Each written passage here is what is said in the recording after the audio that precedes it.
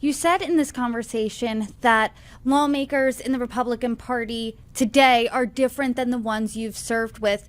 How are you seeing that? And do you think that that is now the new norm? It's the new norm. What you see when I served in Congress, and I've told this story many times, if you don't mind me saying it again, I once introduced a piece of legislation, an amendment to a bill.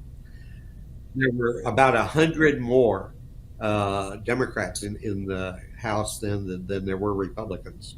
We were badly outnumbered. The Speaker of the House opposed my amendment. He spoke against it, and I won. I beat him, even with him having all those people. And the way it happened was the Speaker of the House, who was a liberal Democrat, said, I may not agree with this, but that's our institution. A member of the other party still can offer a bill, offer an amendment, speak for it, and we'll vote on it. And a lot of the Democratic members believed that it was okay to not vote the way their leadership told them to vote, but to vote the way they thought they should. The same on the Republican side. I worked for Ronald Reagan. I ran his policy task forces for his campaign. Was very close to Reagan, flew with him, traveled with him. But I voted against him a lot of times when I thought he was wrong, and so did other Republicans. So that's what's missing. People then said, you got to Washington, you were sworn in, and you said, I am a member of Congress. Now there's more of them who will say, I am here as a Republican or a Democrat to fight for my party agenda.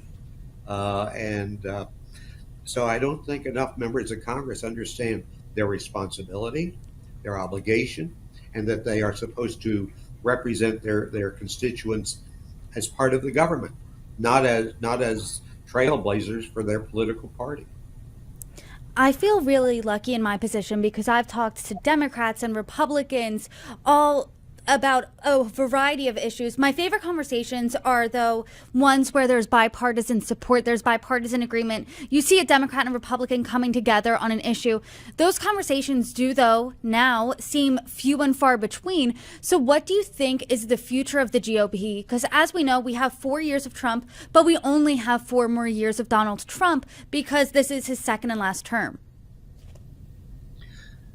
I think the future of the GOP as what it used to be when it was an Eisenhower or a Reagan or even a Bush.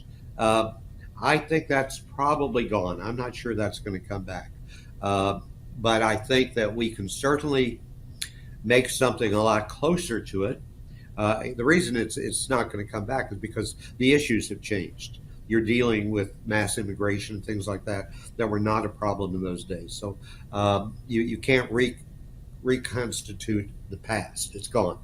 But I think you can come back to a Republican Party that is committed to a strong defense, that is committed to fiscal sanity, not running up giant deficits, that is committed to following the Constitution, not whoever the leader is.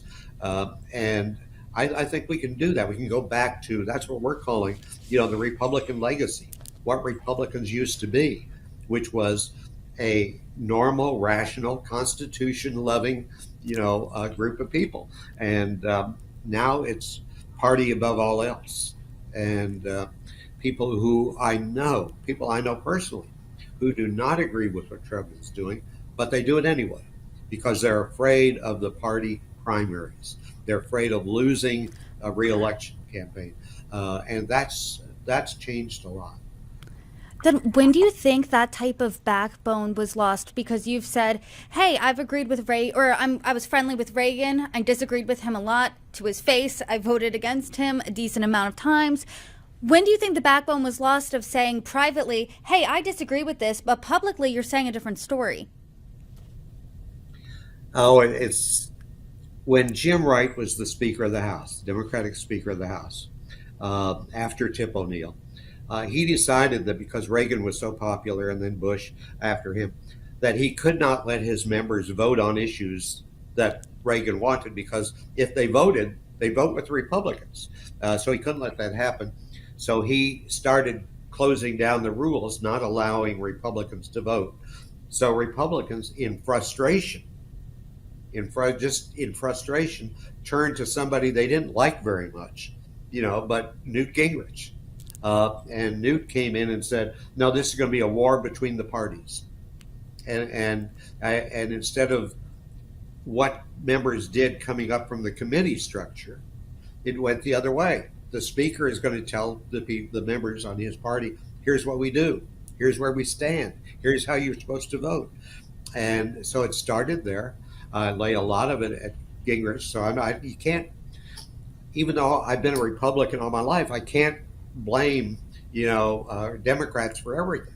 This was Jim Wright started it, but Newt Gingrich, made it worse.